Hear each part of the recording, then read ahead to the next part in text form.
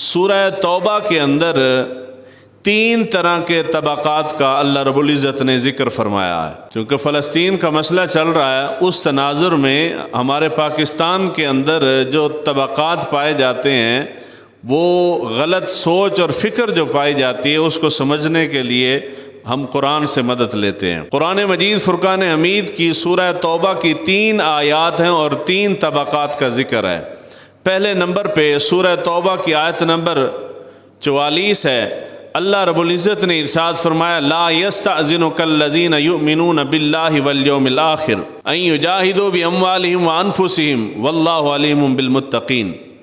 اللہ تعالیٰ نے ارشاد فرمایا جو لوگ اللہ پر اور آخرت کے دن پر ایمان رکھتے ہیں وہ تم سے اجازت نہیں مانگتے کہ وہ اپنے مال سے یا اپنی جان کے ساتھ جہاد کریں، جہاد کے لیے جائیں۔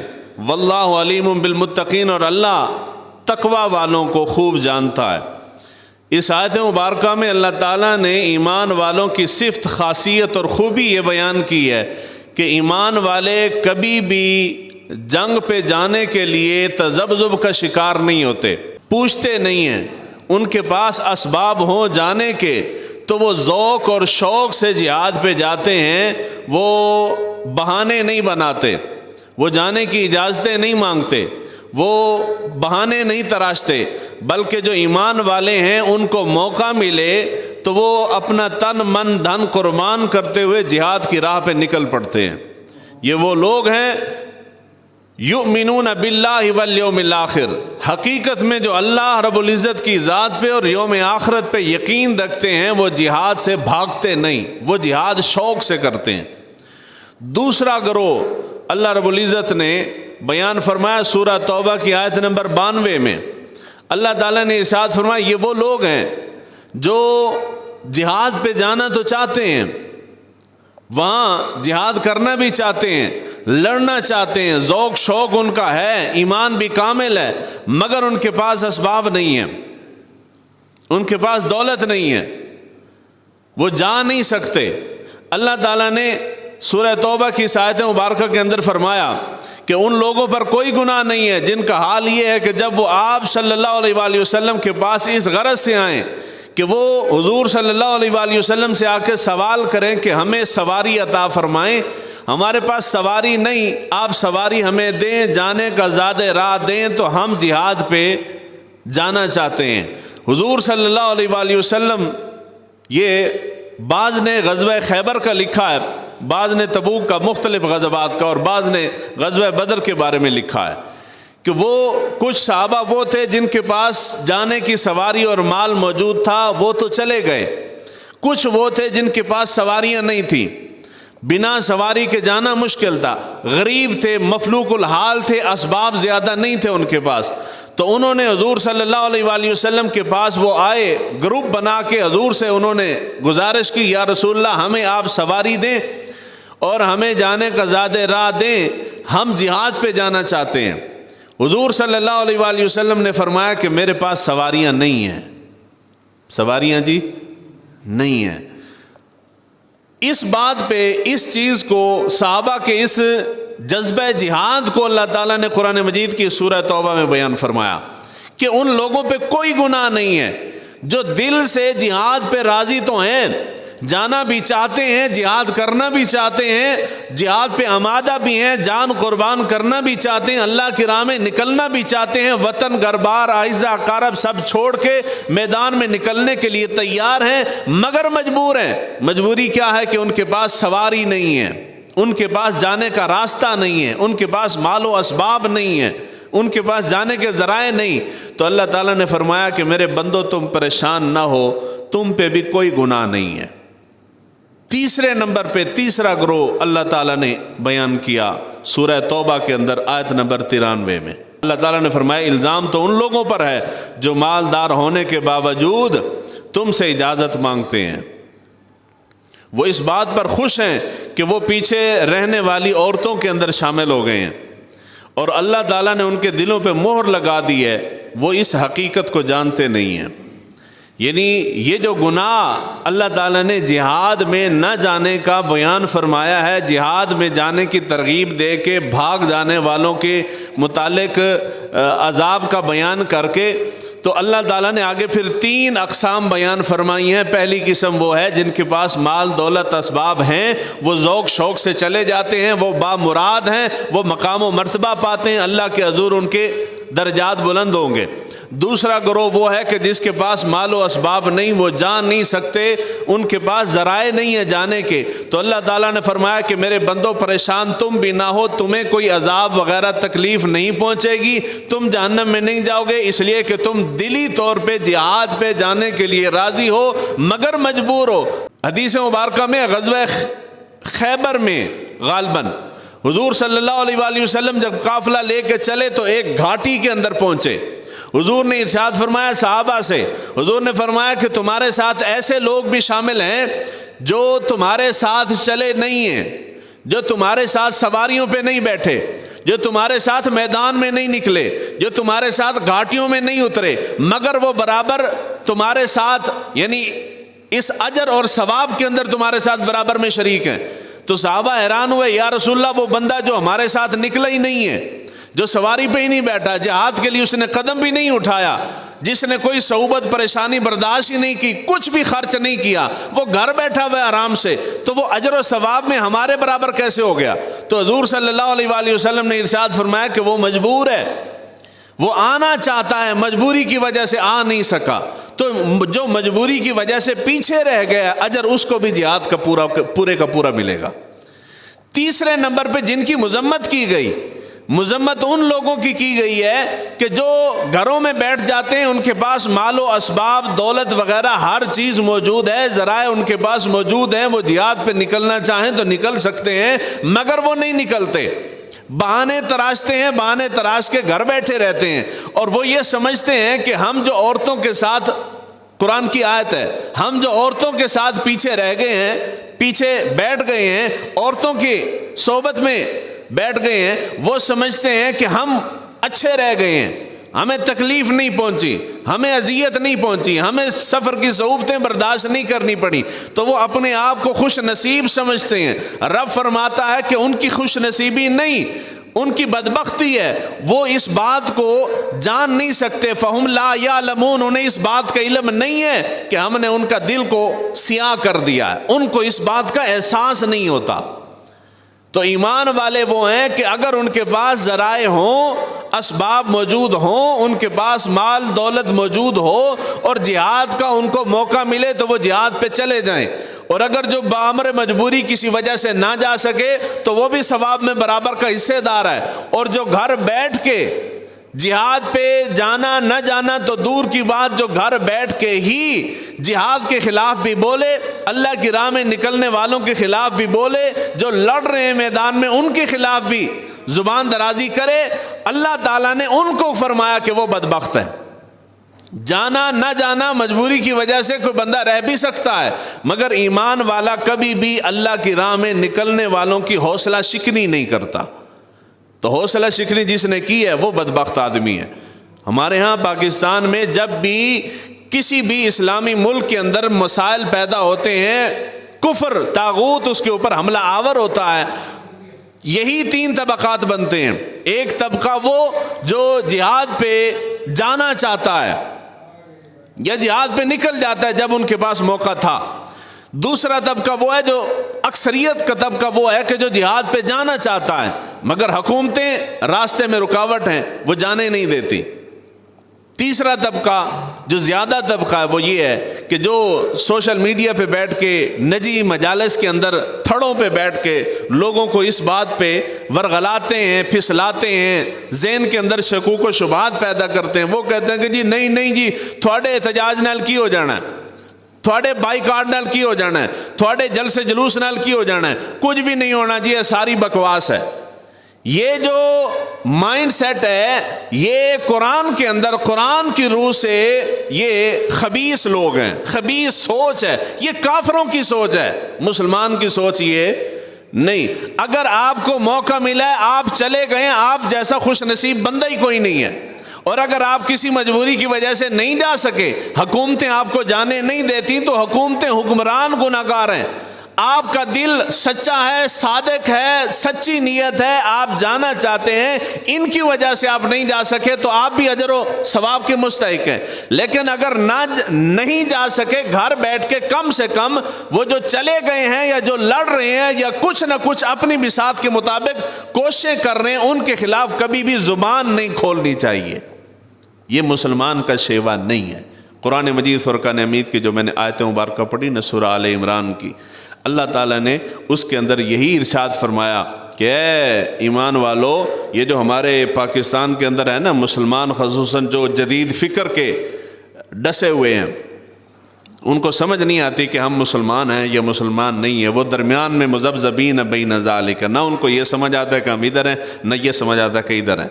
وہ جب کوئی بندہ احتجاج کر رہا ہے تو حکمران چونکہ ظالم ہے، وہ اس کے اوپر شیلنگ کرتے ہیں، بندہ زخمی ہو جاتا ہے، بندہ مارا جاتا ہے، تو جو پیچھے رہ جاتے ہیں وہ آندے نے جی اگر یہ ساڑی گل من لیندا تے گھر سکون نال بیٹھا ہوندا آج، اسی طرح کہندے نے جی پولیس نے پرچہ کاٹ دیا ہے، پولیس پکڑ کے لے گئی ہے، پولیس ظلم تشدد کر رہی ہے، جیڑے پیچھے رہ جاندے نے وہ کہندے نے کہ جی اگر یہ ساڑی گل من لیندا تے اج چنگا رہ جاندا، اس نو اے پریشانی دا سامنا نہیں سی کرنا پینا۔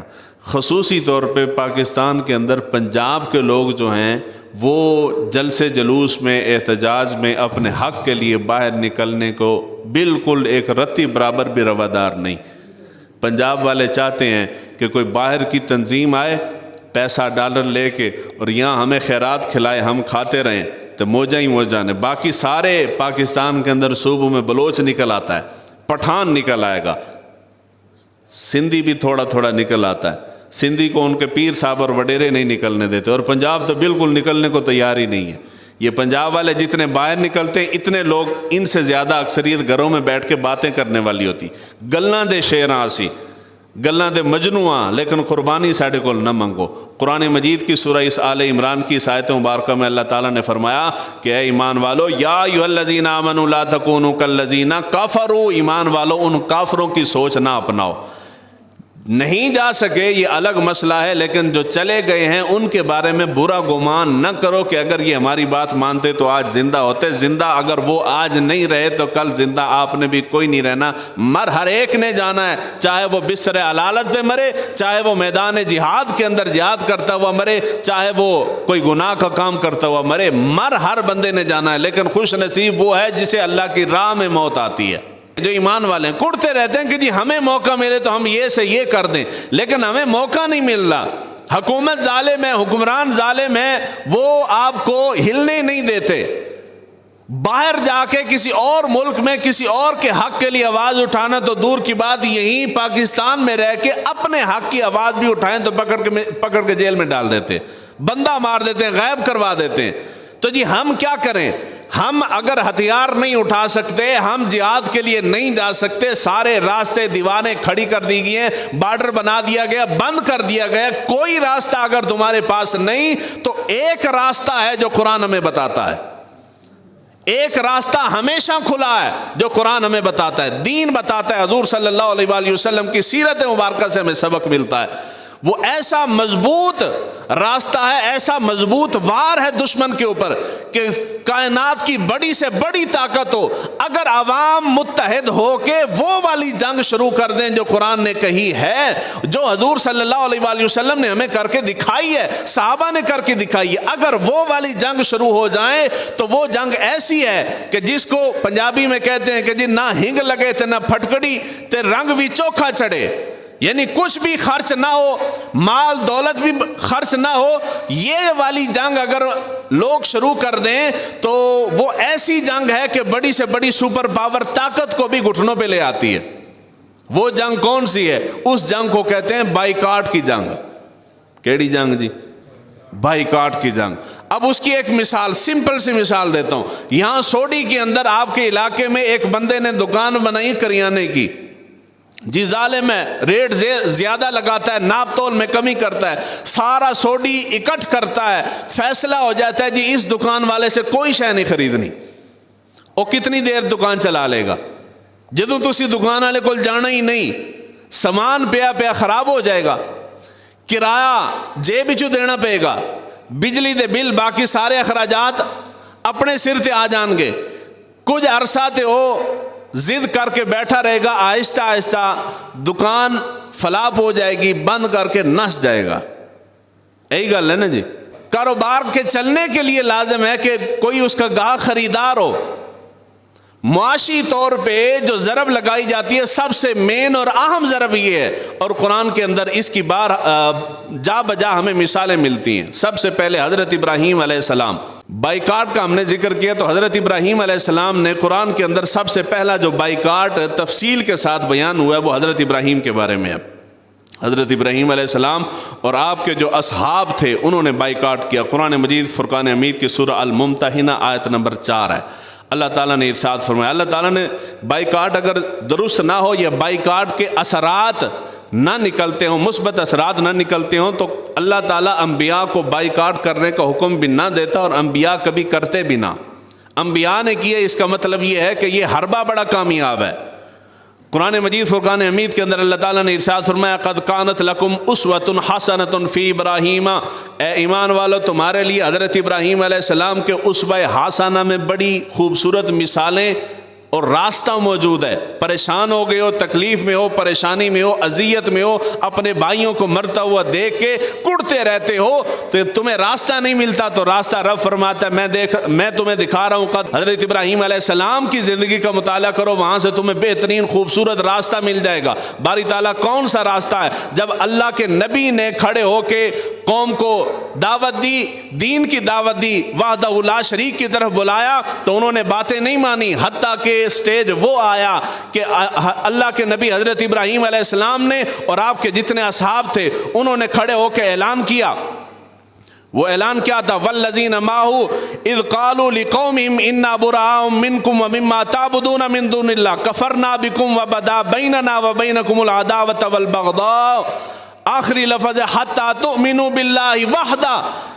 جتنے لوگ بت پرستی پہ مضبوط تھے وہ رب کی طرف آنے کو تیار نہیں تھے، تبلیغ کرتے کرتے جب بات حد سے نکل گئی تو اللہ کے نبی نے کھڑے ہو کے اعلان کیا، تمہارا خدا الگ ہے، ہمارا خدا الگ ہے، میں تم سے بیزاری برات کا اعلان کرتا ہوں، یعنی میرا تواڈے نال اج تو بعد کوئی تعلق نہیں ہے۔ کب تک تعلق نہیں ہے؟ اللہ کے نبی نے ارشاد فرمایا، حتی تؤمنوا باللہ وحدہ، اس وقت تک میں تمہارے ساتھ کوئی لنک تعلق وغیرہ لین دین کچھ بھی گفتگو وغیرہ کچھ نہیں کروں گا جب تک کہ تم میرے رب کے اوپر ایمان نہیں لے آتے۔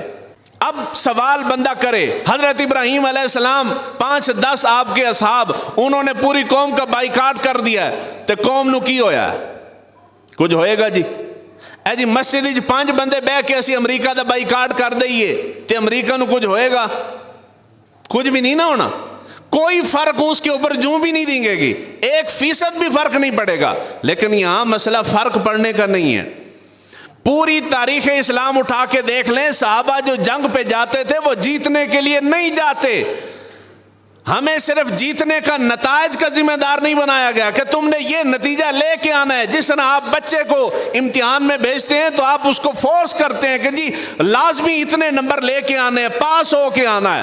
اللہ تعالیٰ نے مسلمان کو پاس ہونے کے لیے یا دنیا فتح کرنے کے لیے، نتائج کے لیے نہیں بھیجا، اللہ تعالیٰ نے کوشش کے لیے بھیجا۔ تو کوشش کر، نتیجہ کچھ بھی نکلے، تیری نیت ٹھیک ہے، ارادہ ٹھیک ہے، کام ٹھیک ہے، اجر تجھے میں عطا کروں گا۔ تو ہار جائے تب بھی کامیاب ہے، جیت جائے تب بھی کامیاب ہے۔ اب ایک جنگ کے اندر مسلمان لڑ رہے ہیں، مسلمان جنگ ہار جاتے ہیں، مسلمان اس کے اندر مارے جاتے ہیں، تو وہ جو ہاری ہوئی جنگ کے اندر بندہ مارا گیا ہم اس کو کیا کہیں گے؟ شہید، شہید آکھیں گے نا جی۔ اور اگر ہم ایک جنگ جیت گئے ہیں اس میں ایک بندہ مارا گیا تو اس کو کیا کہیں گے؟ شہید۔ مرتبہ دونوں طرف ہے، اللہ تعالیٰ کو ہار اور جیت سے فرق نہیں پڑتا۔ رب نہ ہار چاہتا ہے نہ جیت چاہتا ہے، رب دلوں کا حال چاہتا ہے کہ ارادہ سچا ہونا چاہیے تمہارا۔ تو اللہ کے نبی نے اپنی قوم کا بائیکاٹ کیا، کسی نے کھڑے ہو کے، پاکستان والے فلاسفر وہاں نہیں تھے نا کہ وہ کھڑے ہو کے کہتے کہ او ابراہیم علیہ السلام تم نے اور تمہارے چند بندوں نے کھڑے ہو کے پوری قوم کا بائیکاٹ کر دیا ہے تو تمہارے بائیکاٹ سے کیا ہوگا؟ اے جدو اسی آنے جی بائیکاٹ کر لو تو کہتے ہیں جی پھر کی ہو جانا ہے؟ بھئی کیا ہو جانا ہے یہ مسئلہ نہیں ہے، مسئلہ یہ ہے کہ ہم تو مطمئن ہیں، جتنی ہم کوشش کر سکتے ہیں وہ کر رہے ہیں۔ امام احمد بن حنبل رضی اللہ تعالیٰ عنہ، ان کے بارے میں حاکم وقت نے آپ کو قید کر دیا ایک مسئلے کے اوپر۔ مولوی علماء جڑے نے حکمرانہ دی گال نہ منن، یعنی حکمران حاکم وقت ظالم بھی ہوئے، جابر ہوئے تو کھڑا ہو کے تقریر کر رہے ہوئے تو قرآن مجید دی آیتاں پڑھی جاتے، آیتاں بھی غلط پڑھ کے تو ترجمے بھی اپنے مطلب دے کڑی جا رہے ہوئے تو علماء دا کام میں ہاتھ باندھ کے تو سر تھلے سٹ کے بیٹھا رہنا، کیونکہ انہوں نے پتہ کہ جی اگر بولاں گے تو اگلے نے جان لے لینی ہے۔ اس لیے علماء سارے بڑے بڑے جو ہیں، سارے تو نہیں، بڑے بڑے جو ہیں تمام مکاتب فکر کے کبھی کسی مسئلے پہ اکٹھے نہیں ہوتے، لیکن جب ڈنڈے والی سرکار آتی ہے وہ کھڑے ہو کے تقریر کرتی ہے، سارے یکسو ہو کے بیٹھ کے خاموشی کے ساتھ گردنیں جھکا کے سنتے ہیں۔ یہ تو ڈوب مرنے کا مقام ہے جی، ہے نا جی آپ کو جی سب سے بہترین جہاد یہ ہے کہ آپ ظالم کے سامنے کلمہ حق کہیں، تو اللہ تعالیٰ نے ظالم کا حمایتی بننے کا نہیں کہا، ظالم کے سامنے کلمہ حق کہنے کا حکم دیا۔ جتنا تم کر سکتے ہو وہ کر دو۔ امام احمد بن حنبل نے مسئلہ بیان کیا، وہ مسئلہ جو حاکم وقت کی رائے کے خلاف تھا، حاکم وقت نے بہت زیادہ منانے کی کوشش کی مگر مانے نہیں، حتیٰ کہ امام احمد بن حنبل کو پکڑ کے جیل میں ڈال دیا گیا۔ جیل میں ڈالا گیا، روزانہ امام احمد بن حنبل نماز کے لیے وضو کر کے چل پڑتے، جمعہ پڑھنے کے لیے، نماز پڑھنے کے لیے چل پڑتے، ڈیلی یہی روٹین ہوتی۔ نماز کا ٹائم ہوا، امام احمد بن حنبل نے وضو کیا، وضو کر کے جو چھوٹا سا کمرہ تھا اسی میں چل پڑتے، دروازے تک جاتے، دربان منع کرتا، واپس آ جاتے کھڑے ہو کے، وہیں کوٹھڑی کے اندر نماز پڑھ لیتے۔ بندہ ایک نال قید سی، بندہ سیانا سی، اس نے ایک دن سوال کر دیتا، یہ کون سا طریقہ ہے؟ دن میں 5 بار آپ اس طرح کرتے ہیں، وضو کر کے کھوٹڑی تک دروازے تک جاتے ہیں، مسجد میں جانے کے لیے وہ آپ کو جانے نہیں دیتا، واپس آ کے یہی نماز پڑھ لیتے ہیں، تو تمہیں پتہ ہے پکا کہ انہیں نہیں جان دینا، تو جا ہی کیوں رہے ہو؟ تو امام صاحب نے فرمایا کہ مجھے معلوم ہے کہ وہ مجھے نہیں جانے دے گا، مگر میں وہاں تک جانے کا اختیار رکھتا ہوں، میں وہاں تک چلا گیا ہوں، دروازے تک جانے کا میرے پاس اختیار ہے، میں وہاں تک گیا ہوں، اللہ میری نیت دیکھ رہا ہے، آگے اس نے نہیں جانے دیا، اس کو رب پوچھے گا۔ جہاں تک میرے پاس اختیار تھا میں نے وہ کر دیا ہے، جہاں تک میرے پاس، جس سے آگے میرے پاس اختیار نہیں، رب مجھے اس کے بارے میں سوال نہیں کرے گا۔ اب جی پوری سعودی کے اندر ایک بندہ یہ تہیہ کر لیتا ہے کہ میں یورپ کی تمام پروڈکٹ کا بائیکاٹ کرتا ہوں، اس کے بائیکاٹ کرنے سے یورپ کو کوئی فرق نہیں پڑے گا، لیکن یہ ہے کہ اس کی اپنی بگڑی بن جائے گی، خود تو ثواب ملے گا نا جی۔ بھائی جی میں نے نیکی کی دعوت دی ہے، کوئی آیا یا نہیں آیا یہ مسئلہ نہیں، میں نے دعوت دی ہے تو میری بگڑی بن جائے گی۔ آپ بائیکاٹ کریں گے، یہ چھوڑ دیں کہ کوئی کر رہا ہے یا نہیں کر رہا، دنیا کر رہی ہے یا نہیں کر رہی، آپ کر رہے ہیں تو آپ کو ثواب ملے گا، دنیا کرے یا نہ کرے اس کا حساب و کتاب ہم سے نہیں لیا جائے گا۔ دوسرے نمبر پہ حضرت یوسف علیہ السلام کے بارے میں آتا ہے، بائیکاٹ کی بڑی لمبی ہسٹری ہے۔ حضرت یوسف علیہ السلام کی آیت نمبر 60 کے اندر ہے، حضرت یوسف علیہ السلام کے بھائی جب 4 سالی سے تنگ ہو کے حضرت یوسف علیہ السلام کے پاس ہے غلہ لینے کے لیے، آپ نے صلہ رحمی کی، ان کے ساتھ پرانے معاملات ڈسکس نہیں کیے، غلہ ان کو وافر مقدار میں دیا۔ جب جانے لگے تو حضرت یوسف علیہ نبینا علیہ الصلوۃ والسلام نے ان کو معاشی طور پہ بائیکاٹ کی دھمکی دی۔ قرآن کہتا ہے سورہ یوسف آیت نمبر 60 میں حضرت یوسف علیہ السلام نے کہا کہ اگر تم نے اگلی دفعہ جب تم آؤ گے میرے بھائی کو اگر تم نہ لائے تو پھر غلہ شلہ کوئی نہیں لبڑا، غلہ کوئی نہیں لبڑا۔ یہ ہے بائیکاٹ کا اثر، یہ بائیکاٹ کرنا، اگر بائیکاٹ کرنا جائز نہ ہوتا تو انبیاء کبھی بھی بائیکاٹ نہ کرتے۔ اس کے بعد ابو لہب کا بائیکاٹ، حضور صلی اللہ علیہ وآلہ وسلم کا زمانہ آتا ہے، حضور نے اعلان نبوت فرمایا، اعلان نبوت میں سب سے پہلے حضور نے اپنے خاندان والوں کو جمع کیا، اسلام کی دعوت دی، مظالم شروع ہو گئے، حتیٰ کہ ابو لہب مظالم کرتے کرتے حد کراس کر گیا، اس نے مختلف اور بھی حربے آزمائے، حربوں کے ساتھ ساتھ اس نے اپنے بیٹوں کو بلا کے حضور صلی اللہ علیہ وآلہ وسلم کی شہزادیوں کو طلاقیں دلوا دی۔ اے بائیکاٹ ہے خاندانی طور پہ، لیکن حضور صلی اللہ علیہ وآلہ وسلم پیچھے نہیں ہٹے۔ ابو لہب نے بائیکاٹ کیا حضور صلی اللہ علیہ وآلہ وسلم کا۔ اس کے بعد آ جاتا ہے قریش کا بائیکاٹ۔ قریش نے جب حضور صلی اللہ علیہ وآلہ وسلم کی تبلیغی سرگرمیاں بڑھ گئیں تو انہوں نے ان کے خلاف سوشل بائیکاٹ کا پلان بنایا. جو بندہ ان کے ساتھ کھڑا ہوگا، حضور کے ساتھ کھڑا ہوگا، نہ ہم اس کو نہ رشتہ دیں گے، نہ اس سے رشتہ لیں گے، نہ اس کے ساتھ کوئی چیز خرید و فروخت کریں گے. بول چال، سلام، دعا، ہر شے ختم کر دی جائے گی. سوشل بائیکاٹ کیا جائے گا. 3 سال تک حضور صلی اللہ علیہ وآلہ وسلم کے ساتھ جو آپ کے خاندان والے کھڑے ہوئے بنو ہاشم میں سے، وہ 3 سال تک شعب ابی طالب کے اندر سرداران قریش نے بائیکاٹ کیا. 3 سال تک یہ حالت ہو گئی تھی کہ ان کے پاس کھانے کے لیے کوئی شے نہیں ہوتی تھی، درختوں کے پتے اتار اتار کے کھاتے تھے. قریش نے بائیکاٹ کیا حضور کا اور ایمان والوں کا. اس کے بعد صحابی رسول حضرت ثمامہ، ان کے بارے میں آتا ہے 6 ہجری کے اندر آپ نے اسلام قبول کیا. اسلام قبول کرنے کے بعد سیدھا پہنچے مکہ میں. مکہ میں آ کے انہوں نے عمرہ شروع کیا. مکہ والوں کو پتہ چلا کہ ثمامہ سرداران میں سے تھے، اسلام قبول کر لیا.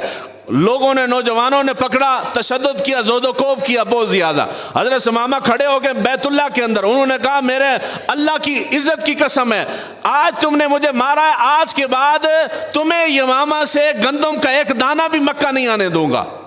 مین سپلائی گندم کی انہی کے علاقے سے ہوتی تھی. آپ نے فرمایا گندم کا ایک دانہ بھی تمہیں مکہ میں نہیں آنے دوں گا، حتیٰ کہ اللہ کے نبی مجھے حکم دیں یا تم مسلمان ہو جاؤ تو گندم آ جائے گی. ایک صحابی رسول نے بائیکاٹ کیا. اس کے نتیجے میں سرداران قریش اور قریش مکہ گھٹنوں پہ آ گئے. جب بہت زیادہ جان کے لالے پڑے نا، یہ منتیں کرنے کے لیے مدینہ طیبہ حضور کی بارگاہ میں حاضر ہوئے اور انہوں نے جا کے معذرت کی اور کہا کہ اس ثمامہ سے کہیں کہ گندم کا جو بائیکاٹ ہمارے بارے میں اس نے کر دیا اس کو کھولے. حضور صلی اللہ علیہ وآلہ وسلم وہ سخت ترین دشمن، جان کے دشمن، انہوں نے آ کے حضور سے گزارش کی. حضور صلی اللہ علیہ وآلہ وسلم نے گندم کھولنے کا حکم دے دیا. یعنی ایک بندے کے بائیکاٹ کی وجہ سے کتنا فرق پڑا ہے. وہ سرداران قریش جن کو گھٹنوں پہ لانے کے لیے اتنی جنگیں کی گئی، ایک بندے نے بائیکاٹ کیا اور وہ سرداران قریش گھٹنوں پہ آ گئے. یعنی بائیکاٹ کرنے سے بڑا فرق پڑتا ہے. بائیکاٹ کرنے سے جی بڑا فرق پڑتا ہے. اس کے بعد ہے یہ یورپ کی اور جرمنی کی جنگ لگی نا، اس کے اندر جرمنی کی مصنوعات کا بائیکاٹ کیا تھا یورپ والوں نے. اس کے بعد سب سے معروف تحریک جو ہندوستان کے اندر چلی ہے نا بائیکاٹ کی، یہ پاکستان بننے سے پہلے گاندھی کے زمانے میں چلی ہے. شاید مطالعہ پاکستان اس کی طرح پڑھایا جائے، وگرنہ اس طرح کی باتیں نہیں پڑھاتے کیونکہ حکمرانوں کے خلاف خود یہ تحریک بن جاتی ہے. گاندھی جی نے ہندوستان کے اندر ہندوستان کی آزادی کے لیے دشمن کو گھٹنوں پہ لانے کے لیے اس نے بائیکاٹ کی تحریک شروع کی. اور بائیکاٹ میں اعلان اس نے یہ کیا کہ کوئی بھی یورپ کی بنی ہوئی چیز آج کے بعد ہندوستان کا کوئی شہری نہیں خریدے گا. اور اس میں خصوصی طور پہ یورپ سے بنا ہوا جو کپڑا آتا ہے ہم کپڑا نہیں خریدیں گے. کپڑے کا خصوصی بائیکاٹ تھا. بائیکاٹ شروع ہوا، نوبت یہاں تک آ گئی تھی کہ گوروں کی ملیں، کارخانے بند ہو گئے تھے. اور اتنا کامیاب ترین بائیکاٹ تھا کہ گاندھی نے ہندوستان کا قومی نشان اور قومی علامت جو ہے وہ اس چرخے کے پھیتے کو بنایا. اس نے اعلان کیا کہ جی ہم اپنے ہاتھوں سے کھدر بنائیں گے، کھدر پہنیں گے، کھدر پہنائیں گے، لیکن انگریز کا بنا ہوا کپڑا اے جی آج ایسی گال کریے نا بائیکاٹ دی آندھا جی مولوی کو تکلیف ہے. مولوی کو تکلیف نہیں، پوری تاریخ آ رہی ہے. ہر قوم ظالم کے خلاف بائیکاٹ کرتی ہے اور اس کے نتائج نکلتے ہیں.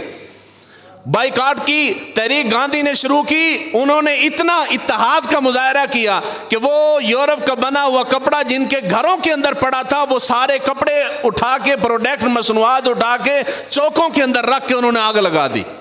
آج کے بعد ہم اپنی بنی ہوئی چیز استعمال کریں گے، بھوکے ننگے رہ لیں گے مگر یورپ کی بنی ہوئی شے استعمال بدنا لاکھوں تو سیدھے نہیں کرنا، استعمال نہیں کریں گے. اس کے بعد شاہ فیصل کا بائیکاٹ بڑا مشہور ہے.